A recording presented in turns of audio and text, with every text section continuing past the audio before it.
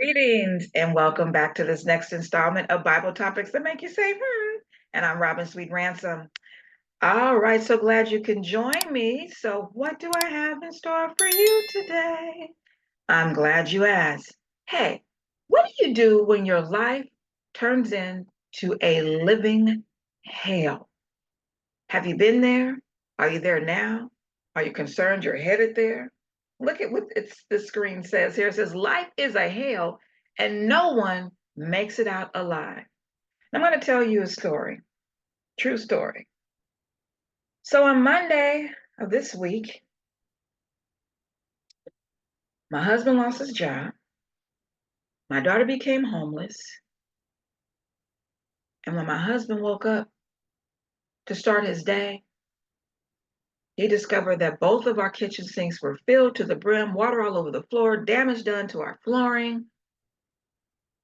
And at that time, he didn't know he had lost his job. He went to work, and then that's when he found out he lost his job.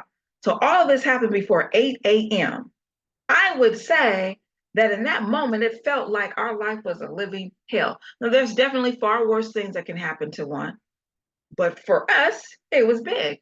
But you know how I handled it? I began to praise and worship. We began to put a plan of action together on what we were going to do, how we were going to help our daughter who lives in Texas and we live in Cali, what we're going to do for finances or what have you. But you know what? Another thing I did was I reflected on the story of Job. And that's when I began to sit down and put together the content for this video. So within 2 hours of me getting all this news, I began to work on a Bible topic for you. And let's unpack the life of someone who I would say had the worst day of all humans in all history. And this is Job. Let's pick up in chapter 1. It says, there was a man in the country of Uz named Job. He was a man of perfect integrity who feared God and turned away from evil. He had 7 sons and 3 daughters. His estate included 7,000 sheep, 3,000 camels, 500 yoke of oxen, 500 female donkeys, and a very large number of servants. So in that day, they measured their wealth in land and animals. So he was a very wealthy man, and he had a lot of servants or employees. Job was the greatest man among all the people of the East. One day, when Job's sons and daughters were eating and drinking wine in their oldest brother's house, a messenger came to Job and reported, while the oxen were plowing and the donkeys grazing nearby, the Sabians swooped down and took them away. They struck down the servants with the sword, and I alone have escaped to tell you. Whoa. So these people stole from Job and killed his employees. Horrible day, wouldn't you say? But the day's not over. While he was still speaking, another messenger came and reported, a lightning storm struck from heaven and burned up the sheep and the servants and devoured them, and I alone have escaped to tell you. What? Two people giving him bad news almost simultaneously, but that's not all. Verse 17. That messenger was still speaking when yet another came and reported, the Chaldeans formed 3 bands, made a raid on the camels, and took them away. They struck down the servants with the sword, and I alone have escaped to tell you. They keep saying I alone. It wasn't them alone to live, because we got messengers who lived to give the report. And notice his employees were killed too, which leads me to believe that maybe they were trying to defend the property of Job. That was their job, and they were killed doing it.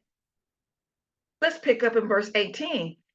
He was still speaking when another messenger came and reported, your sons and daughters were eating and drinking wine in their oldest brother's house when suddenly a powerful wind swept in from the desert and struck the 4 corners of the house. It collapsed on the young people so that they all died, and I alone have escaped to tell you.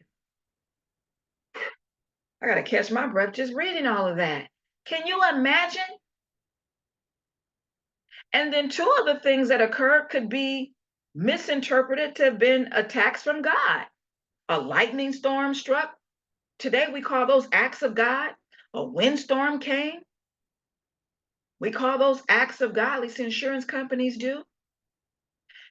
I'm sure Job wondered what is going on. How did he handle this, his life turning into a living hell? Well, I won't leave you in suspense. Verse 20, it says, Then Job stood up, tore his robe, shaved his head, and he fell to the ground. And he did what? He worshiped, saying, Naked I came from my mother's womb, and naked I will leave this life. The Lord gives, and the Lord takes away. Praise the name of the Lord. Throughout all this, Job did not sin or blame God for anything. Can you imagine? Now, with the day that I had, I worshiped.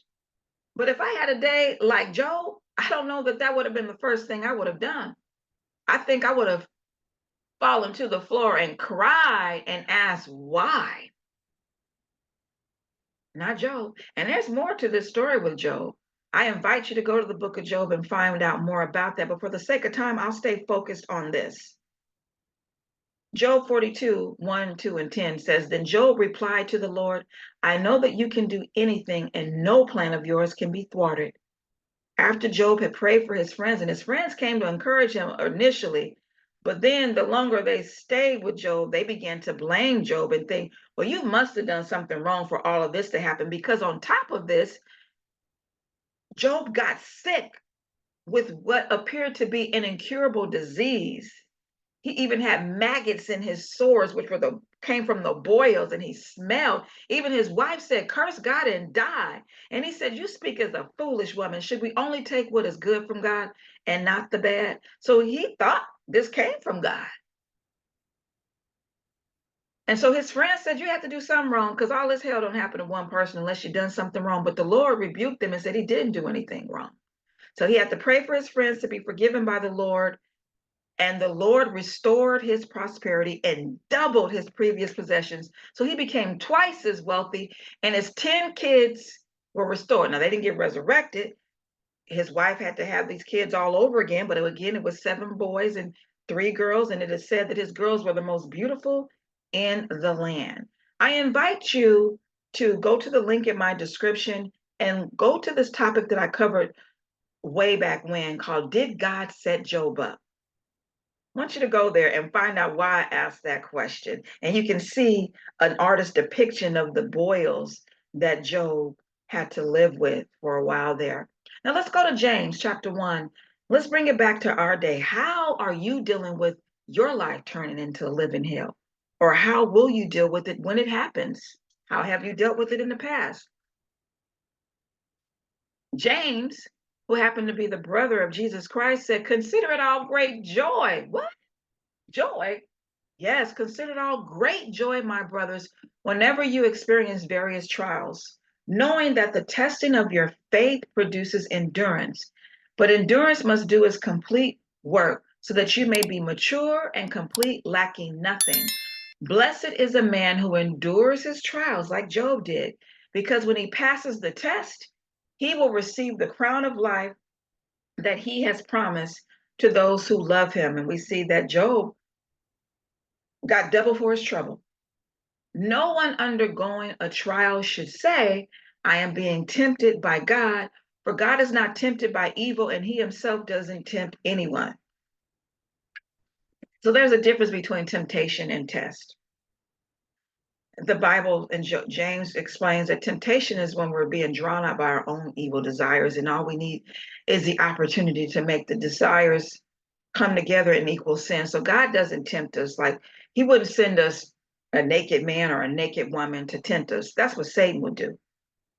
But he does allow us to be tested to see and show us who we are. And Psalm 23 and 4 says, Even though I walk through the darkest valley, I will fear no evil, for you are with me. Your rod and your staff, they comfort me. So as we're going through hell, we can trust that God will walk with us through it. I invite you to also go to the link in my description. I covered this topic some time back. If God loves us, why do we suffer? Go find that out, because I'm sure a lot of you wonder why you're suffering. I'm sure Job wondered why he was suffering. And later he found out. And he learned it was through no fault of his own. So lean into your faith and learn from the experience. That's what you do when your life turns into a living hell. We can learn from Job's experience. You know, trials exist for various reasons. One could be for us to learn from them. Sometimes these trials are self inflicted. We brought it upon ourselves. Like if we have lung cancer and we smoked all our lives, is it no surprise that we got lung cancer? We brought it on ourselves. Trials are designed to strengthen our faith and to show us who we really are. We may think that we are above reproach, but a test will show us that we're not. They exist so that we have opportunity to be encouraged because they show us that we're a threat to Satan's kingdom, as Job found out. Sometimes Satan can wreak havoc on our lives. He can turn our lives into a living hell because he's trying to break us. And it's during those times that we should rejoice, read the Bible, pray, and worship as we're going through these things. As this picture says, if you're going through hell, keep going. The only way out of it is through it. And Jesus will go with you through these trials. You will be victorious. So you may want to cry like this, and that's okay. Shed your tears, but don't give up. Philippians 4:7 says, and the peace of God, which transcends all understanding, will guard your heart and your mind in Christ Jesus. So our daughter is still homeless. A few days later, she had to live out of her, she had to sleep in her car one night. We gave her money for a hotel a couple other nights. But you know what? She has peace and we have peace. And that is coming from Jesus Christ. We're living that peace because I should be pulling my hair out trying to get her back to California so I can help her. And she's not wanting to come back to California. She realizes that God is allowing her to go through this for a reason and a season. And, you know, she's encouraged while going through it. She's praising and worshiping him through it. And Philippians 4:4 and 6 says, rejoice in the Lord always. I will say it again, rejoice. Don't worry about anything, but in everything, through prayer and petition with thanksgiving, let your requests be made known to God.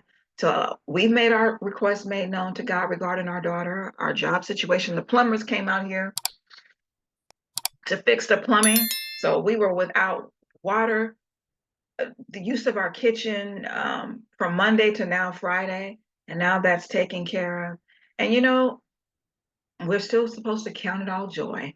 All right, so join me next time for Bible topics that make you say, and please be sure to drop a comment. Let me know about the experiences you've had that has been like a living hell and how you got through it. I'd love to hear your story, your testimony. Because I like to say God can take our tests and our monies and turn it into a testimony.